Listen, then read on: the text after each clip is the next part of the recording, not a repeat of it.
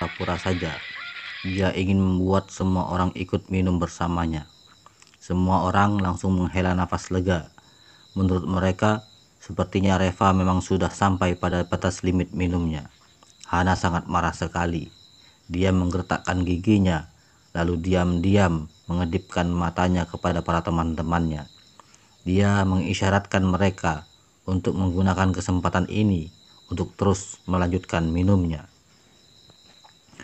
Tadinya orang-orang itu tidak berani bertanding minum dengan Reva, tetapi kalau situasinya seperti sekarang ini, mereka merasa bahwa kesempatannya telah tiba. Reva sudah mencapai batas limit minumnya. Kalau sekarang mereka bertanding minum bersamanya, kemungkinan besar pasti akan menang. Oleh karena itu, semua orang langsung berkumpul lalu berkata, "Tuan Li, aku bersulang untukmu. Tuan Li, ayo mari kita minum segelas. Kau tadi kan hanya minum dengannya saja, belum minum bersama kami. Jadi sudah sepantasnya kau juga menghargai kami kan? Ayolah, daya ketahanan alkoholmu sangat hebat. Kita minum beberapa gelas saja." Semua orang langsung bersahut-sahutan. Mereka ingin menggunakan kesempatan ini untuk memperdaya Reva. Nara langsung merasa resah. Kalian jangan kelewatan. Barusan dia sudah minum begitu banyak dan kalian masih mau dia minum lagi. Hana menggertakkan giginya dan berkata, "Kak, kalau hal lain aku tidak akan peduli, tetapi kali ini aku harus mengatakannya. Barusan Reva sudah bilang kalau tidak minum berarti tidak menghargainya. Sekarang semua orang mau bersulang untuknya. Kalau dia tidak minum berarti dia yang salah kan? Dia tidak bisa menjilat kembali apa yang telah diucapkannya, ya kan?" Nara benar-benar marah. Hana ini memang sengaja ingin memperdaya Reva. Lalu Reva mengibaskan tangannya dan berkata, "Tidak apa-apa, aku akan minum dengan mereka. Nara, kau tak perlu khawatir, tidak akan ada masalah." Nara masih ingin berbicara tetapi diam-diam Reva mengedipkan mata kepadanya. Dia langsung terkejut. Ada apa dengan Reva? Apa dia benar-benar masih bisa minum? Batin Nara. "Aku ke toilet dulu sebentar," ujar Reva sambil tertawa. "Tidak masalah, aku juga ikut pergi." Beberapa pria itu berseru, mereka khawatir Reva akan curang. Kenyataannya, Reva hanya buang air kecil saja. Setelah keluar dari toilet, Reva menatap semua orang lalu berkata, "Siapa yang mau minum dengan aku harus daftar dulu. Kali ini, kalau tidak mendaftar maka aku tidak mau minum ya." Semua orang langsung berseru. Mereka memang sengaja ingin membuat Reva mabuk. Jadi semua orang pasti mau minum dengan Reva. Bahkan Hana pun ikut berseru mau minum. Reva tersenyum. "Sepertinya semua orang mau minum ya. Kalau begitu, ayo satu demi satu, kalian kemarilah. Masih tetap dengan aturan yang sama ya. Kita pakai baskom ini untuk minum. Seberapa banyak pun yang aku minum, maka kalian juga harus mengikuti sebanyak yang aku minum, oke?" Hana langsung berkata, "Kau minum dulu kan? Satu demi satu, minum bersamamu." Reva mengangguk, "Tentu saja." Hana dan semua orang saling menatap lalu mengangguk. Baiklah kalau begitu. Mereka semua merasa bahwa tidak peduli seberapa jago pun Reva bisa minum. Setelah baskom ini dihabiskan, dia pasti akan teler. Karena setidaknya itu ada 8 liter totalnya. Nara tampak cemas. Tetapi saat melihat gaya Reva yang begitu percaya diri, akhirnya dia tidak mengatakan apa-apa lagi. Reva menunjuk salah satu pria di antara mereka semua dan berkata, "Kau yang berteriak paling keras tadi, bagaimana kalau kita minum dulu?" Pria itu merasa sedikit bingung, tetapi karena ditatap oleh begitu banyak orang akhirnya dia menganggukkan kepalanya. "Oke, siapa takut?" Reva tertawa. Dia langsung menuangkan 4 botol anggur ke dalam baskom lagi dan menghabiskannya hanya dalam satu tegukan. Semua orang langsung menatap Reva. mereka semua berharap Reva akan tepar. Tetapi setelah minum, Reva masih tampak baik-baik saja. Semua orang langsung merasa kecewa, apalagi si pria tadi. Setelah Reva selesai minum, berarti dia harus menghabiskan anggur di dalam baskom ini kan. Saat melihat Reva menuangkan satu baskom penuh anggur itu, lalu si pria langsung berkata, "Bro, aku boleh tidak minum? Aku tahu aku sudah salah. Seharusnya aku tidak minum denganmu. Tolong maafkan aku kali ini saja." Reva mendengus dingin dan berkata, "Menurutmu?" Ekspresi pria itu langsung berubah. Tiba-tiba dia membalikkan badannya dan langsung berlari. Kalau dia menghabiskan anggur yang ada di dalam baskom ini, nantinya dia pasti harus dikirim ke rumah sakit. Semua orang melihat situasi ini. Masing-masing dari mereka ingin sekali menyelinap pergi karena mereka semua merasa bahwa kapasitas Reva atas ketahanannya minum anggur ini benar-benar tidak bisa diduga. Tetapi siapa sangka saat pria itu mencapai pintu depan, tiba-tiba terdengar ketukan dari luar pintu. Reva langsung mengikutinya. Dia meraih kera baju si pria tadi dan langsung melemparkannya kembali ke dalam rumah. Saat membuka pintu, tampak Tiger yang bergegas masuk dengan penuh keringat di sekujur tubuhnya.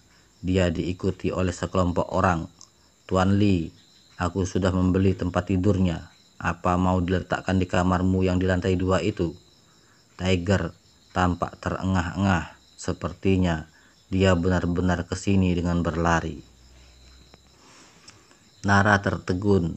"Secepat itu? Tiger, tengah malam begini kau beli di mana tempat tidurnya?" Sambil tersenyum, Tiger menjawabnya dengan jujur, "Kakak perempuanku yang paling sulung punya toko furniture, jadi aku hanya memintanya untuk langsung mengirimkan satu kepadaku. Direktur Su, aku tidak tahu model seperti apa yang kau sukai, jadi aku mengirimkan salah satu ranjang yang mampu aku beli untukmu." Ranjangnya ada di luar. Karena ada banyak sekali mobil yang diparkir di depan halaman rumahmu, sehingga truk pun bahkan tidak bisa masuk. Nara melihat keluar dan tampak sebuah truk yang diparkir di luar halaman. Truk itu merupakan jenis truk yang memiliki 8 roda secara keseluruhan. Nara langsung terperangah. "Tiger, ini kan hanya tempat tidur. Untuk apa kau menggunakan mobil sebesar itu?" Tiger berkata, "Aku juga tidak tahu. Kakakku bilang bahwa tempat tidur ini sangat mewah sehingga tidak bisa memakai truk kecil. Dia sendiri yang memanggil mobil ini. Bahkan aku belum melihat seperti apa tempat tidurnya.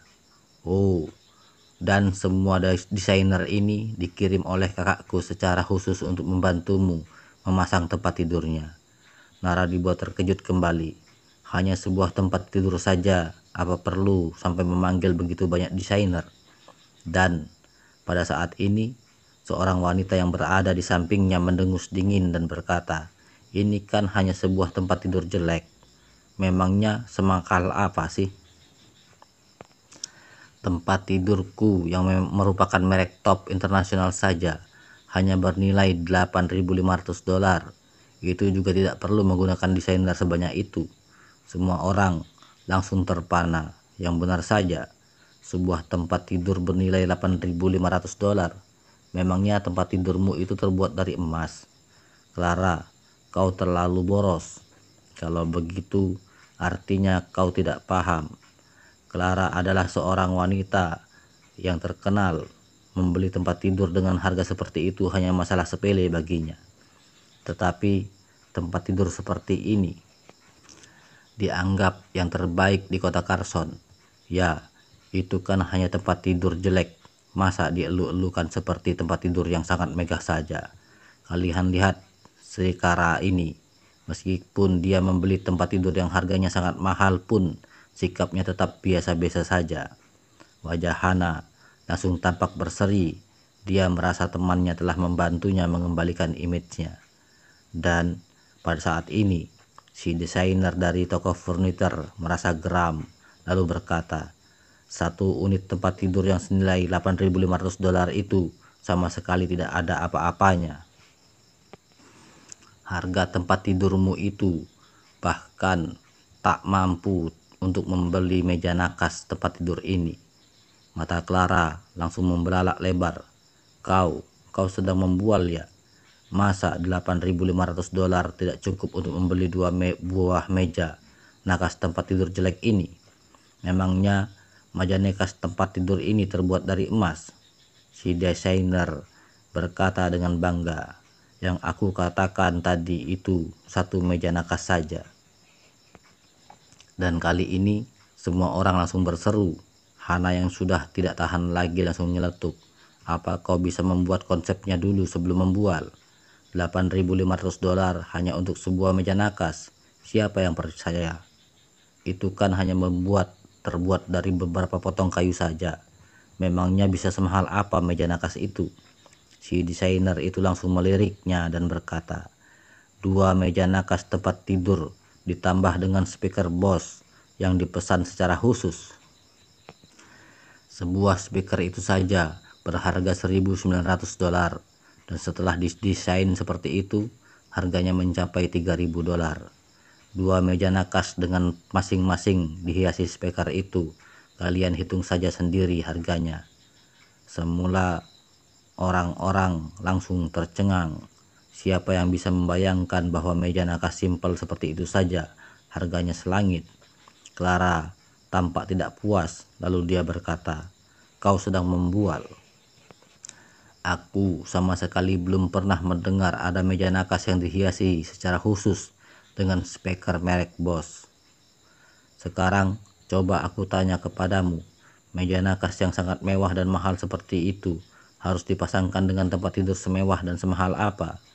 Sang desainer mencibir. "Kebetulan sekali, ranjang ini memang didesain secara khusus dan harga tempat tidur ini bernilai $760.000 per unitnya. Kasurnya sendiri senilai $350.000 ditambah dengan dua meja nakas berarti totalnya $1.550.000. Kalau harga di toko kami $1.880.000. Semua orang mendengar ucapannya langsung gempar. Bualan macam apa itu? Satu unit tempat tidur harganya hampir $2 juta. Sudah hampir menyamai harga satu unit apartemen saja. Memangnya tempat tidurmu itu terbuat dari emas? Aku sama sekali tidak percaya. Tempat tidur dijual dengan harga semahal ini. Siapa yang mau membelinya?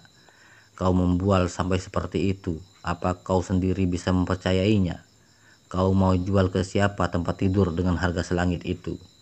Sang desainer mendengus dingin. Kami bahkan sudah menjual tempat tidur yang lebih mahal daripada ini. Sebelumnya ada tempat tidur seharga $3 juta dan itu dibeli oleh Tuan Austin. Kalian ini sama sekali tidak mengerti bagaimana kehidupan orang kaya. Uang ini bagi kalian mungkin senilai sebuah rumah, tetapi bagi mereka uang ini hanya uang jajan mereka saja. Ucapan si desainer ini langsung membuat semua orang terdiam. Kalau Austin King yang membeli tempat tidur dengan harga selangit itu, mereka sama sekali tidak meragukannya. Dengan aset dan harta kekayaan Austin yang sebanyak itu, harga sebuah tempat tidur dengan nilai $3 juta itu sama sekali bukan hal yang aneh. Jangankan 3 juta, kalau harga tempat tidur itu 30 juta pun bukan masalah besar untuk Austin. Dan pada saat ini si Clara dengan enggan berkata, "Buat apa kau bahas si Austin itu? Austin bisa membeli sebuah tempat tidur dengan harga $3 juta, tetapi kan tidak berarti tempat tidurmu ini berharga $2 juta." Sang desainer mencibir. Perabotan yang dijual di Home City selalu ditulis dengan harga yang jelas. Sama sekali tidak ada kesalahan harga. Kalau kau tidak percaya kepadaku, kau bisa pergi untuk mencari tahu. Semua orang langsung berseru dengan takjub. Home City adalah tempat yang menjual perabotan rumah terbesar dan terlengkap di kota Carson. Dan semua perabotan yang ada di dalamnya merupakan barang-barang dengan kualitas terbaik. Sesuai dengan apa yang dikatakan sang desainer tadi, harga yang dicantumkan oleh mereka itu tidak pernah salah. Semua orang langsung saling menatap dan kali ini mereka baru yakin bahwa tempat tidur tersebut benar-benar sangat mahal. Akhirnya Clara baru terdiam dan tidak lagi nyinyir. Wajah Hana langsung memucat. Tadinya dia berharap sahabatnya ini akan membantunya mendapatkan kembali gengsinya. Tetapi tak disangka tempat tidur sahabatnya itu pun tak bisa dibandingkan dengan meja nakas orang. Benar-benar memalukan sekali. Nara tertegun dan dengan resah dia berkata, "Tiger, kami tidak bisa menerima tempat tidur yang begitu mahal. Kembalikan saja tempat tidurnya. Ini terlalu mahal. Benar-benar terlalu mahal." Dengan tenang, Tiger berkata, "Harganya tidak sampai $2 juta. Apa yang mahal?" "Direktur Su, kau bisa menggunakan tempat tidur ini dulu. Nanti kalau di toko kakakku sudah ada produk yang baru, aku baru mengirimkan yang baru itu kepadamu. Ayo, beberapa dari kalian naik ke atas dan pasangkan tempat tidurnya." Nara ingin menghentikan tetapi keburu dicegah oleh Reva. "Terima saja, sudah larut malam begini." "Tiger juga sudah berusaha keras hingga keringatan sekujur tubuhnya," ujar Reva. Nara berbisik, tetapi ini terlalu mahal." Reva tertawa. "Tidak apa-apa. Sejujurnya, kali ini Reva juga agak terkejut. Dia hanya meminta Tiger untuk mengantarkan sebuah tempat tidur biasa saja. Tetapi tak disangka Tiger malah mengantarkan barang yang semewah itu. Tapi kalau dipikir-pikir, Tiger memang telah mendapatkan banyak keuntungan kali ini. Jadi baginya 2 juta hanyalah hal yang kecil. Bahkan jika Reva meminta dia untuk mengeluarkan 2 juta, Tiger pun tidak akan merasa ragu.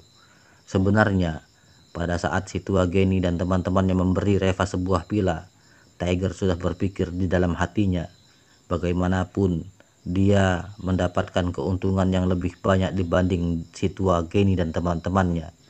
Si tua Geni dan teman-temannya saja telah mengumpulkan puluhan juta untuk membeli villa ini untuk Reva, sehingga sama sekali tak bisa dibandingkan dengannya. Sampai tadi pun dia masih berpikir bagaimana cara dia bisa mengungkapkan rasa terima kasih kepada Reva. Ya, setidaknya tidak terlalu berbeda jauh dengan si tua Geni. Jadi saat dia menerima panggilan telepon dari Reva, dia langsung bersemangat sekali. Dengan cepat dia langsung meminta kakaknya mengantarkan tempat tidur paling mahal yang ada di tokonya. "Direktur Su, kau jangan menolak lagi. Semua barangnya sudah diantarkan ke sini. Kami sudah siap untuk menempatkan tempat tidurnya di kamar yang ada di lantai atas," ujar Tiger sambil tertawa. Dengan enggan Nara mengangguk sambil berkata, "Kak Tiger, terima kasih." Tiger buru-buru menjawab, "Jangan sungkan. Kita sudah seperti saudara sendiri. Untuk apa mengucapkan kata-kata sungkan seperti ini? Saudara-saudaraku, ayo ikut aku pindahkan barang yang ada di kamar atas." Saat mereka semua baru saja hendak naik ke atas, tiba-tiba Reva mengedipkan matanya kepada Tiger, dan Tiger langsung berkata, "Tunggu sebentar, aku mau tanya dulu, siapa orang yang barusan masuk ke kamar itu?" Tidak ada satupun yang menjawab pertanyaannya. Semua orang melihat tempat lain seolah-olah tak ada hubungannya dengan mereka. Tiger mengerutkan keningnya dan berkata, "Apa kalian semua sudah tuli? Tidak ada orang yang mendengar pertanyaanku ya? Katakan, siapa yang sudah masuk ke kamar itu?" Dan pada saat ini, seorang pria dengan tato di lengannya langsung berseru, "Sikap macam apa yang kau tunjukkan itu, ha? Memangnya kalau kau tanya lalu kami harus menjawabnya? Kau pikir kau siapa?" Kerumunan orang di sekitarnya jadi ikut-ikutan menatap Tiger dengan jijik. Menurut mereka, Tiger ini tak lebih dari bajingan yang bekerja di perusahaan Nara. Jadi mereka sama sekali tidak menganggapnya dengan memandang sebelah mata kepadanya. Hiro dan Hana tampak terkejut. Orang-orang ini memang tidak tahu identitas Tiger, tetapi mereka berdua tahu. Tiger adalah orang yang sama sekali tidak bisa mereka singgung. Tanpa menunggu Tiger menjawab, dengan cepat Hiro berkata, "Aduh, kalau Kak Tiger bertanya, kalian jawab saja dengan jujur. Kak Tiger, mereka tidak tahu siapa dirimu, jadi tolong jangan masukkan ucapan mereka ke dalam hati." Sekelompok orang itu tampak sangat terkejut. Mereka merasa heran mengapa Hiro begitu takut kepada Tiger. "Hiro, apa yang sedang kau lakukan? Dia kan hanya manajer kecil yang bekerja di perusahaan Nara saja. Untuk apa kau memperdulikan bajingan seperti dia yang hanya bisa menjilat bosnya?" ujar si pria bertato itu dengan menggerutu. Hiro langsung terperangah. Mana ada orang yang berani berbicara seperti ini dengan Tiger. Kau cepat tutup mulutmu. Apanya yang manajer kecil? Aku kasih tahu kepada kalian, dia adalah Lord Tiger. Apa kau pernah dengar nama Lord Tiger dari Jalan Selatan? Di kota Carson ini siapa yang berani tidak menghormati Kak Tiger? Cepat kau minta maaf kepada Kak Tiger, ujar Hiro dengan panik. Si pria bertato itu langsung berubah ekspresinya. Tentu saja dia pernah mendengar nama Lord Tiger dari Jalan Selatan. "Hiro, kau jangan suka bercanda. Bagaimana mungkin Lord Tiger dari Jalan Selatan itu bisa ke sini?" tanya si pria bertato itu dengan suara bergetar. Hana menggertakkan giginya dan berkata, "Siapa juga yang bercanda denganmu? Dia ini benar-benar Lord Tiger dari Jalan Selatan." Kaki si pria bertato itu langsung lunglai dan hampir merosot ke lantai. Lord, Lord, Lord Tiger, aku benar-benar tidak mengenalimu. Tolong maafkan aku." Si pria bertato itu langsung tampak gemetaran dan tak berkutik. Orang-orang yang berada di sekitar mereka juga langsung terdiam dan wajah mereka memucat. Tiger melirik si pria bertato itu, lalu berkata dengan dingin, "Aku akan bertanya sekali lagi, siapa yang barusan masuk ke kamar itu?"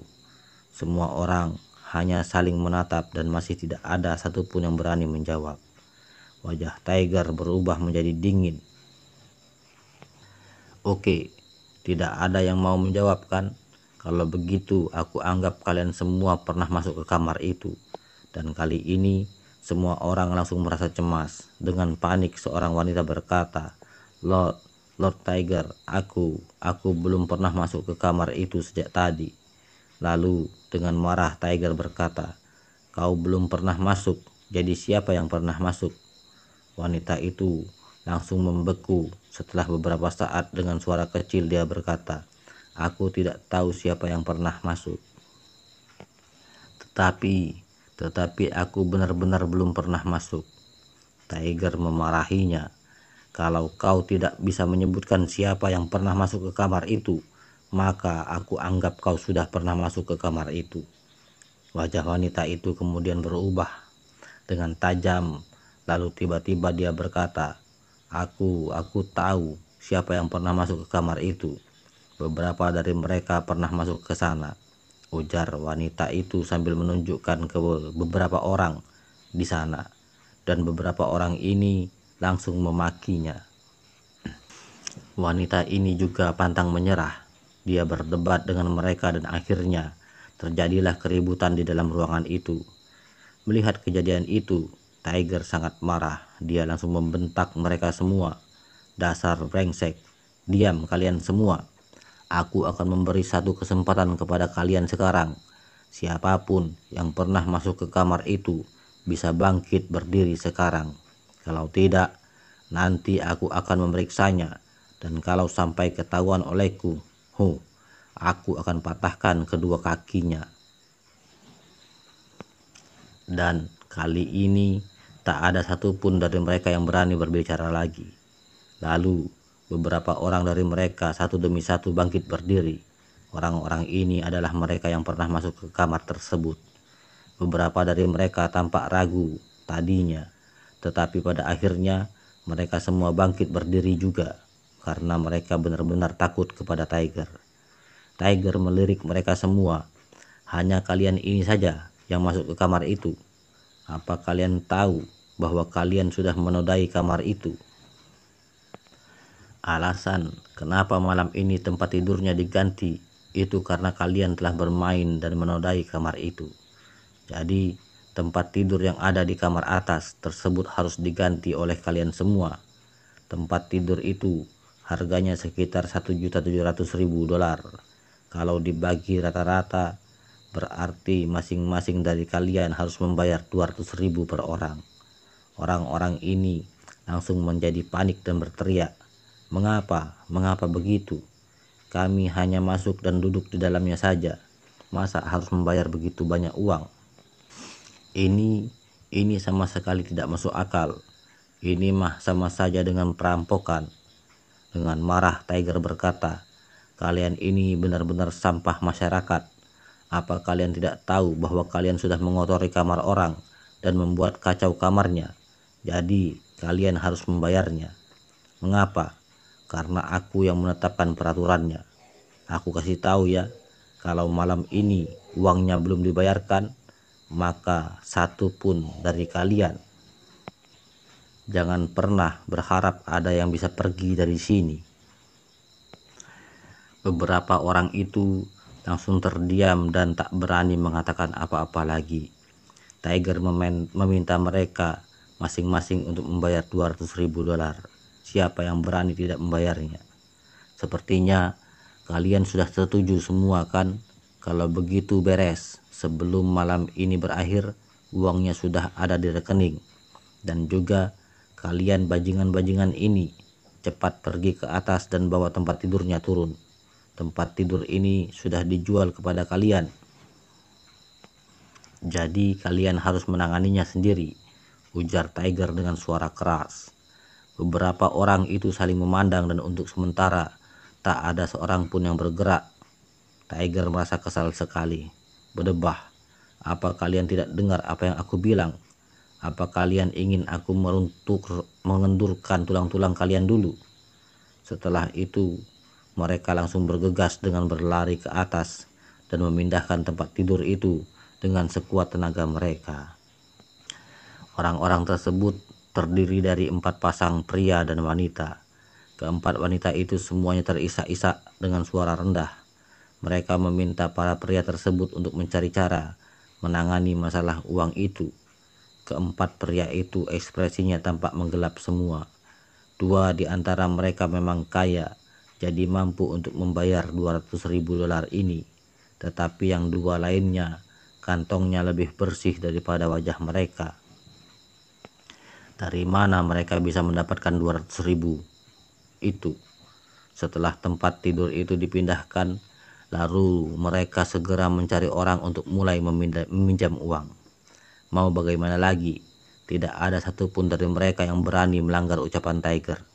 Kalau Tiger meminta para ahli pemasangan lalu dan desainernya untuk memindahkan dan menempatkan tempat tidur yang baru tiba itu di kamar yang ada di lantai atas.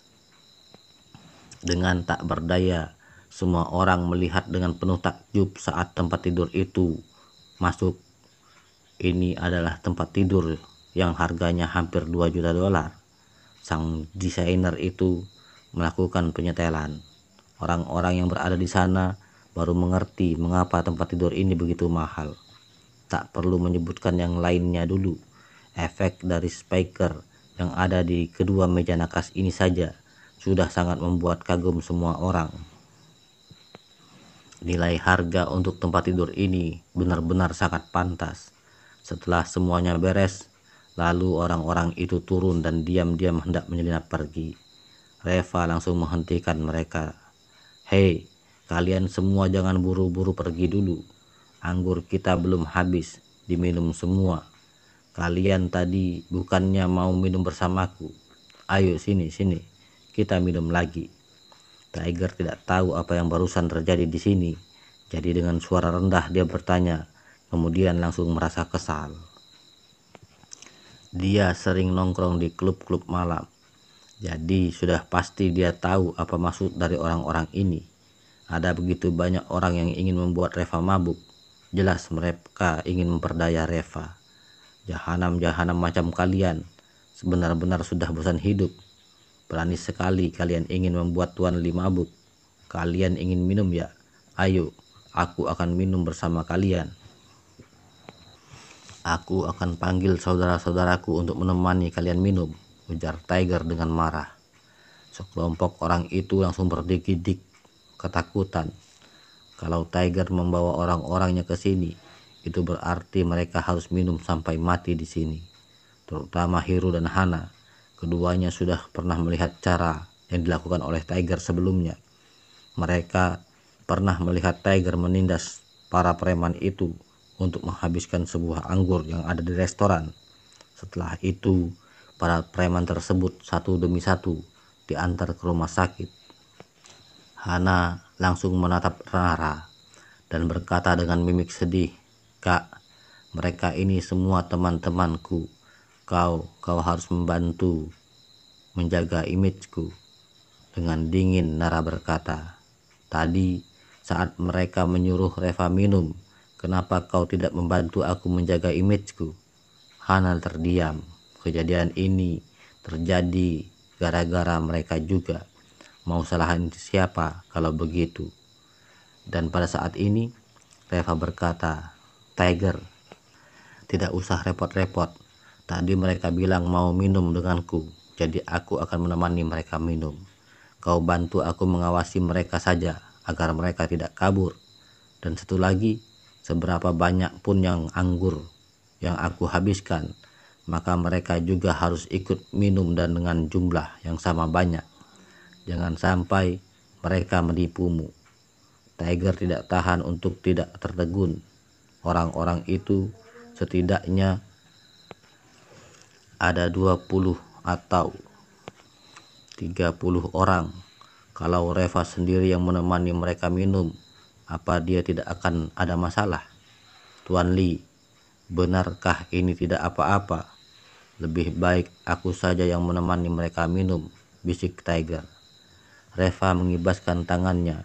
"Tidak perlu, itu hanya sedikit anggur saja, sama sekali tidak masalah. Ayo, mari kita lanjutkan. Satu persatu dari kalian datanglah kemari. Aku minum berapa banyak nanti kalian ikuti saja." Semua orang langsung saling menatap dengan ekspresi senang. Kalau hanya Reva sendiri yang minum dengan mereka, maka mereka tidak akan merasa takut. Apalagi mereka semua ada di sekitar 20 atau 30 orang, sementara Reva hanya sendirian. Kalau satu orang minum setengah liter saja, maka jumlah minuman itu sudah sekitar 12 liter lebih. Apa Reva bisa menanggungnya? Ekspresi Hana juga menjadi beringas. Dengan menggertakkan giginya dia berkata, "Oke, karena kakak iparku sudah berkata dengan lugas, kalau begitu kita minum sampai puas malam ini. Ayo, mari, semuanya kita minum bersama dengan kak iparku." Semua orang langsung bersemangat sekali dan langsung berkumpul semua. Mereka masih merasa kesal karena diberi pelajaran oleh Tiger barusan, dan sekarang mereka ingin menggunakan kesempatan kali ini untuk melampiaskan kekesalan mereka. Reva tersenyum datar. "Aku barusan sudah minum, sekarang giliran kawan kita ini yang harus minum. Setelah kau selesai minum, kita akan lanjutkan lagi." Pria itu langsung mengeruh wajahnya. Barusan Reva minum 4 liter sekaligus. Lalu bagaimana dia bisa menghabiskan 4 liter itu sekaligus? "Bro, aku benar-benar tidak bisa minum."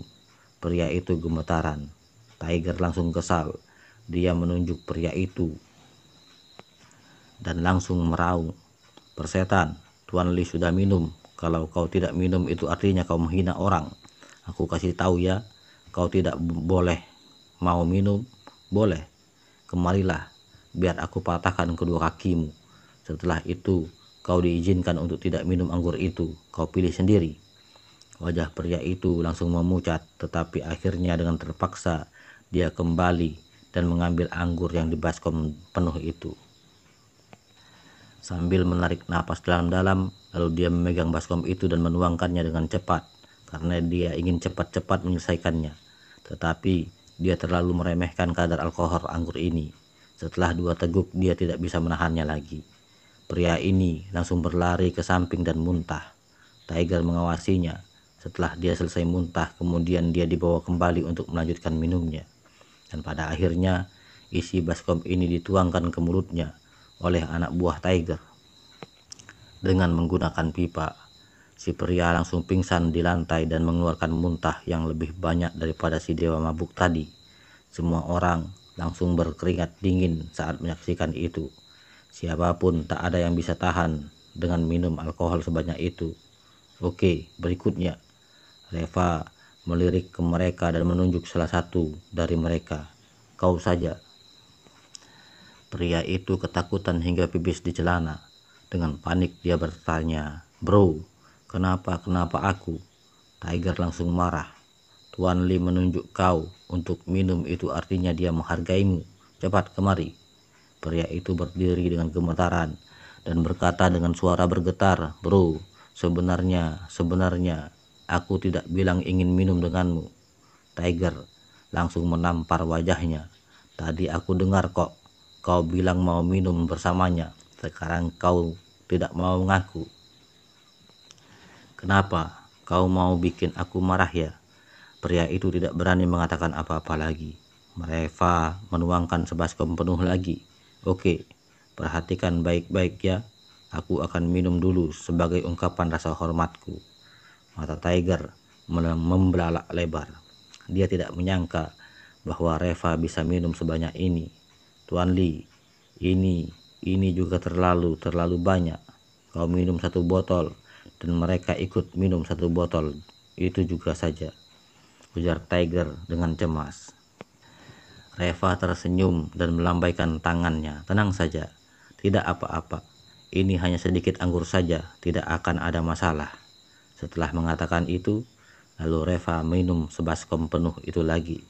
Setelah itu, Reva pergi ke toilet dan tidak terjadi apa-apa. Tetapi di sisi lain, pria itu sangat menderita sekali. Tiger menyuruh anak buahnya untuk menekan pria itu ke lantai dan membuka mulutnya dengan tang, lalu menuangkan anggur itu ke dalam mulutnya dengan paksa. Pria ini memuntahkan anggur itu keluar dan Tiger langsung mematahkan salah satu giginya. Setelah itu, pria ini tidak berkutik lagi, dan orang-orang yang berada di dalam ruangan itu seketika menggigil. Cara Tiger ini terlalu kejam, dan yang paling membuat mereka aneh adalah Reva sudah minum 12 liter, tetapi mengapa tidak terjadi apa-apa padanya? Bukannya barusan dia terhuyung-huyung dan seperti hampir jatuh tadi, kenapa sekarang malah terlihat lebih sehat? Mereka semua tidak tahu bahwa sikap Reva tadi memang sengaja dan hanya drama untuk menipu mereka saja. Orang-orang ini ingin membuat Nara minum anggur dan mabuk. Jadi bagaimana mungkin Reva bisa mengampuni mereka semua? Malam ini Reva akan membantu mereka menghentikan hobi minum mereka secara keseluruhan. Setelah itu, Reva mulai minum lagi. Tidak peduli lawan minumnya pria atau wanita, satu pun tidak diampuni oleh Reva. Kalau Reva minum 4 liter, berarti lawan minumnya juga harus minum 4 liter. Dan semua anggur yang Reva minum langsung dipaksa keluar dengan tenaga dalamnya. Sementara lawan minumnya benar-benar minum 4 liter anggur sekaligus. Siapa yang bisa menahannya? Dan pada akhirnya semua orang yang ada di ruangan itu tepar di lantai semua. Tak ada satupun yang bisa berkutik lagi. Sementara Reva masih tampak tertawa dan mengobrol dengan tenang seperti tidak ada satupun yang terjadi dengannya. Hana dan Hiro yang menyaksikan itu juga tercengang. Reva sudah minum 100 liter lebih. Kenapa dia seperti orang yang sama sekali belum minum?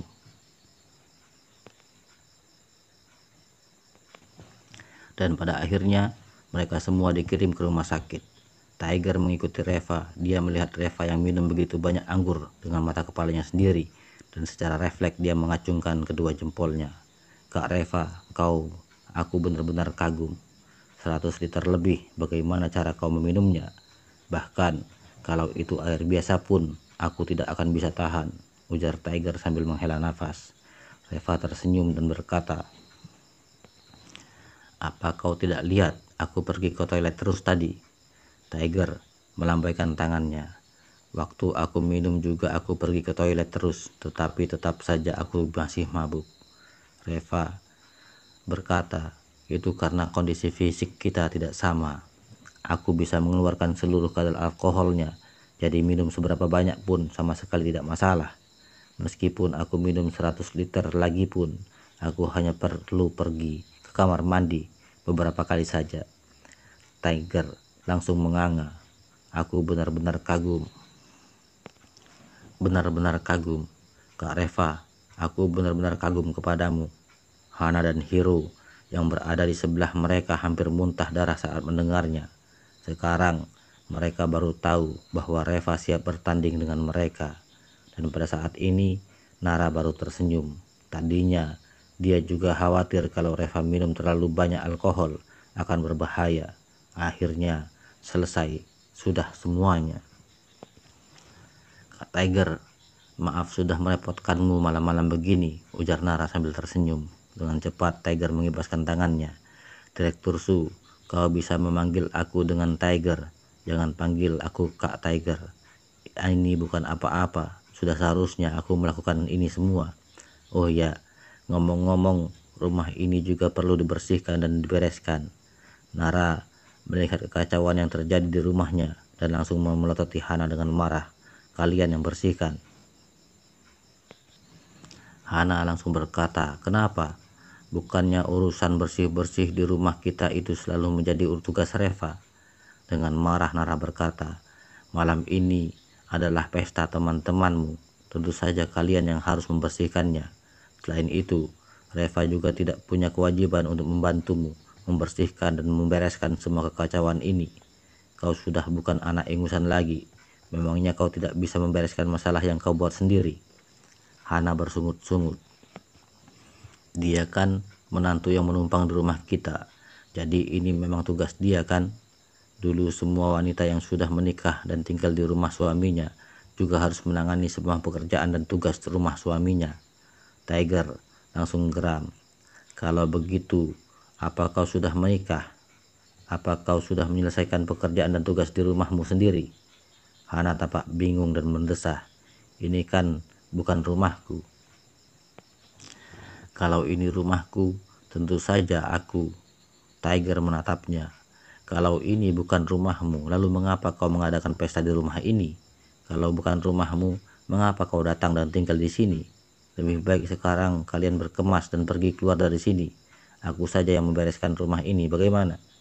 Hana terdiam dan hanya bisa bersuara pelan.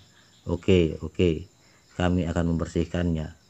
Setelah mengatakan itu, lalu dengan malas-malasan Hana masuk ke dapur dan tidak melihatnya lagi keluar. Nara mengerutkan keningnya.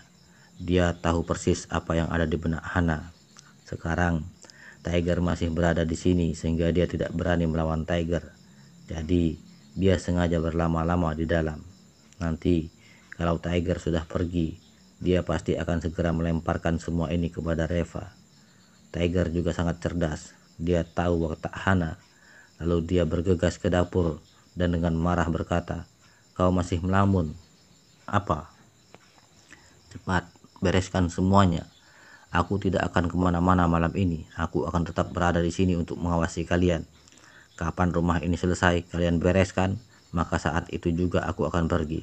Tetapi aku mau mengingatkan kalian dulu. Kalau waktu tidurku semakin malam, maka temperamenku juga akan semakin tinggi. Dugaan Nara memang benar. Hana memang sengaja ingin berlama-lama di dalam dan berencana untuk menunggu sampai Tiger pergi dulu. Lalu dia akan melemparkan semua tugas ini kepada Reva. Sekarang Tiger malah datang dan mengawasinya bekerja. Tentu saja dia tidak bisa berlama-lama sesuai dengan rencananya tadi. Mau tidak mau, dia hanya bisa memanggil Hiro lalu mulai membersihkan rumah dengan patuh. Dengan villa yang besar itu, ditambah lagi ada 30 orang lebih yang mengadakan pesta di sini. maka dapat dibayangkan seberapa besar kekacauan yang terjadi di sini. Butuh 3 jam lebih untuk membersihkannya. Dan mereka baru saja menyelesaikan semuanya. Mereka berdua merasa lelah sekali hingga ingin langsung berbaring saja. Pada saat ini, mereka benar-benar menyesal mengapa mengajak semua orang-orang itu untuk datang dan mengadakan pesta di rumah ini. Begitu Hana dan Hiro melihat Tiger pergi, mereka segera berlari ke atas untuk mengetuk pintu kamar Reva. "Reva, cepat keluar. Teman-temanku yang datang ke rumah itu tamuku. Apa maksudmu sekarang? Mentang-mentang bisa minum banyak, jadi kau sengaja mau menggertak orang ya? Aku sudah tahu kalau kau ini memang bajingan. Dasar licik. Dulu pura-pura tidak bisa minum, sengaja menipu kita ya. Akhirnya malam ini ketahuan kan? Cepat kau jelaskan kepadaku," teriak Hana. Namun tidak ada yang menjawabnya. Reva sudah bisa menduga bahwa Hana pasti akan datang mencari masalah. Jadi saat mau tidur tadi, dia sengaja menotok titik akupuntur Nara untuk membuat Nara tidur dengan sangat nyenyak. Sementara dirinya sama sekali tidak menanggapi ketukan di depan pintu. Dia melanjutkan tidurnya. Hana dan Hiro sempat ribut sebentar di luar, tetapi karena tidak ada yang membukakan pintu kamarnya, akhirnya dengan kesal mereka turun ke kamarnya dan pergi tidur. Keesokan harinya, saat mereka berdua bangun, Reva dan Nara sudah pergi bekerja. Keduanya menjadi lebih kesal lagi saat tidak bisa menumpahkan dan melampiaskan kemarahan mereka sebelum mereka sempat pergi mencari Reva. Tiba-tiba ponsel mereka berdering terus-menerus tanpa henti, dan itu semua adalah panggilan telepon dari teman-temannya semalam. Orang-orang ini semuanya muntah darah dan diantarkan ke rumah sakit, dan baru sekarang mereka semua sadar kembali. Sekarang satu demi satu dari mereka semuanya menelpon Hana dan Hiro untuk meminta biaya pengobatan. Apalagi semalam itu kan mereka berdua yang mengusulkan kepada teman-temannya untuk mencari dan mengerjai Reva. Keduanya tidak bisa lepas dari tanggung jawab. Jadi mau tak mau mereka berdua harus ke rumah sakit dulu untuk menyelesaikan masalah orang-orang ini. Namun mereka berdua sama sekali tidak punya uang. Meminta maaf kepada teman-temannya juga sama sekali tidak ada gunanya. Apalagi 30 orang lebih itu masih berbaring di rumah sakit.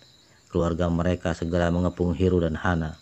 Hampir saja mereka dipukul oleh pihak keluarga dari teman-teman mereka. Akhirnya dengan susah payah keduanya berhasil kabur. Setelah itu mereka bahkan merasa lebih marah lagi. Lalu dengan marah mereka berdua pergi ke perusahaan Nara, tetapi langsung dicegat oleh petugas keamanannya. Nara sudah menginstruksikan bahwa mereka berdua tidak diizinkan masuk. Kemudian keduanya pergi ke rumah sakit untuk mencari Reva, tapi sayangnya Reva tidak datang ke kantor hari ini. Keduanya begitu marah sehingga ingin menghancurkan barang-barang Reva. Namun Devi langsung memanggil satpam dan mengusir keluar mereka. Dan pada akhirnya mereka berdua pulang dengan penuh emosi dan marah karena tidak bisa menemukan Reva dan Nara. Reva, si bajingan ini, pasti tahu kita akan pergi mencarinya, jadi dia sengaja menghindar dari kita. Aku akan menunggunya di rumah hari ini. Nanti kalau dia sudah pulang, aku harus membuat perhitungan dengannya, teriak Hana. Hiro mengerutkan keningnya. Hana, kalau kita ribut seperti ini, sepertinya tidak ada gunanya juga deh.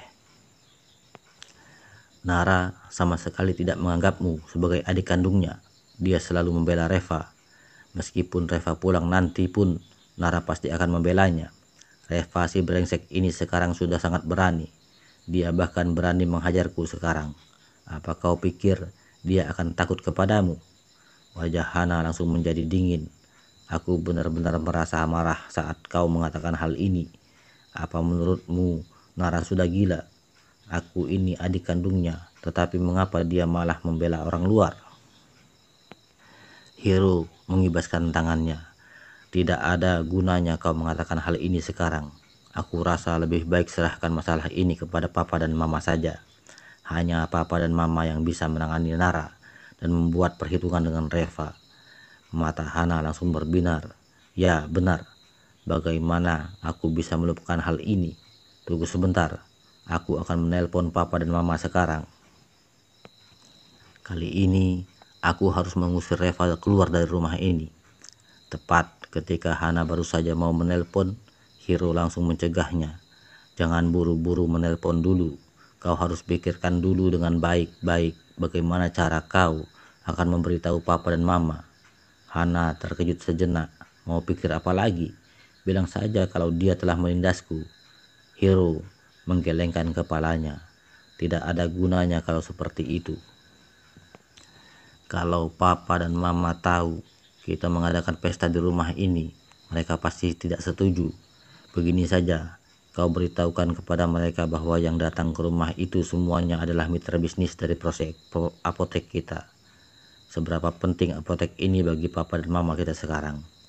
Kalau sampai mereka tahu bahwa Reva telah memperlakukan mitra bisnis kita dengan begitu tega, menurutmu mereka akan melakukan apa terhadap Reva? Mata Hana langsung berkilau. Hei, idemu bagus juga. Ya sudah, bilang begitu saja. Malamnya, saat Reva dan Nara pulang ke rumah, mereka melihat ekspresi Axel dan Alina tampak jelek sekali. Pa, Ma, kalian sudah pulang. Katanya mau pergi 2-3 hari, ujar Nara dengan terkejut. Dengan marah, Alina berkata, 2-3 hari? Kami baru pergi 1 hari saja. Rumah ini sudah mau dibuat terbalik. Kalau aku benar-benar pergi selama 2-3 hari, rumah ini mungkin sudah hilang. Nara mengerutkan keningnya. Tampak Alina sangat emosi sekali. Lalu dia melihat Hana yang duduk di sofa dengan ekspresi angkuh. Tak perlu diragukan lagi. Dalangnya pasti Hana yang berada di balik semua ini. Nara buru-buru berkata, Ma, apa Hana yang mengadu kepadamu? Aku kasih tahu ya, Hana sudah bohong kepadamu. Kau tidak tahu situasi di rumah ini. Alina langsung menggebrak meja dengan keras. Diam kau. Reva, kemari kau. Dengan resah Nara berkata, Ma, bisa tidak kau dengarkan ucapan aku sampai selesai dulu? Hana membawa sekelompok orang yang tidak jelas ke rumah ini. Mereka semua mengacau dan membuat rumah ini berantakan. Dengan marah Alina berkata, orang tidak jelas bagaimana? Mereka itu adalah mitra kita, mitra apotek kita di kemudian hari. Kali ini kedatangan mereka ke rumah itu telah disetujui oleh papamu dan aku. Nara langsung terperangah. Mitra bisnis macam apa mereka semua itu? Alina melototi Reva. Reva, aku tanya kepadamu, apa maksudmu sebenarnya? Mentang-mentang kau bisa minum banyak, jadi kau sengaja memaksa orang-orang untuk minum hingga muntah darah. Apa dengan begitu kau merasa kau sangat hebat begitu? Otakmu itu sudah rusak ya? Apa begitu cara keluargamu menjamu tamu? Kau telah menyinggung semua mitra kami. Apa kau tahu berapa banyak kerugian kami? Tiap hari kau juga tidak pernah menghasilkan 1 sen pun untuk keluarga ini. Taunya hanya memfoya-foyakan uang saja. Sekarang kau malah menyinggung semua mitra bisnis kami. Apa maumu sebenarnya? Selama 3 tahun kami telah membiayaimu. Sebenarnya kami telah melakukan kesalahan apa kepadamu? Mengapa kau ingin menyakiti kami seperti ini? Dengan marah Nara berkata, Ma, bagaimana kau bisa berbicara seperti itu? Orang-orang itu semuanya preman. Mitra bisnis macam apa mereka itu? Mereka datang ke rumah ini untuk mengadakan pesta ulang tahun dan membuat rumah ini berantakan. Lagi pula, mengapa dikatakan Reva yang memaksa mereka minum? Jelas-jelas mereka yang ingin membuat Reva mabuk. Ada lebih dari 30 orang yang memaksa Reva untuk minum, tetapi mereka tidak mampu melawan Reva. Jadi, mau salahin siapa? Dengan marah Alina berkata, diam kau. Kau cuma tahu membela dia saja. Kau lihat dia sudah seperti apa sekarang. Semalam Kau memukul Hiro kan? Aku mau tanya, siapa yang menyuruhmu memukulnya? Berani sekali kau memukuli menantuku. Mata Nara langsung melebar. Ma, apa maksud ucapanmu ini? Hiro memang menantumu, tetapi Reva juga menantumu kan? Hana mendengus dingin. Menantu yang bisanya cuma menumpang di rumah kita. Menantu macam apa itu? Nara marah. Memangnya kenapa? Kalau menantu yang menumpang di rumah kita, aku masih tetap dengan ucapan aku itu. Kalau kalian masih merasa tidak puas juga, anggap saja aku telah menikah dan mulai sekarang kita pisah harta saja. Alina langsung kesal. Dia meraih cangkir di atas meja dan langsung membantingkannya ke lantai sambil meraung. Apa kau pikir aku sudah mati? Waktu itu, aku memintamu meminang seseorang menantu itu untuk merawat dan menjaga kedua orang tuamu ini. Kami berdua sekarang belum terlalu tua hingga tidak bisa bergerak, dan kau sudah meminta untuk pisah harta sekarang. Apa kami masih bisa mengandalkanmu untuk masa tua kami? Sepertinya sejak awal kau memang sudah ingin tidak mau merawat dan menjaga kami kan? Mata Nara memerah karena marah. Ma, aku tidak bermaksud seperti itu. Maksud aku, mereka berdua juga menantumu. Kau juga tidak bisa terlalu pilih kasih. Dengan marah Alina berkata, aku pilih kasih. Sekarang Reva yang memukul Hiro, bukan Hiro yang memukul Reva. Apa aku tidak boleh bertanya mengenai hal ini? Apa Hiro memang sepatutnya dipukul? Kalau aku sama sekali tidak mengatakan apa-apa, itu baru aku dikatakan pilih kasih.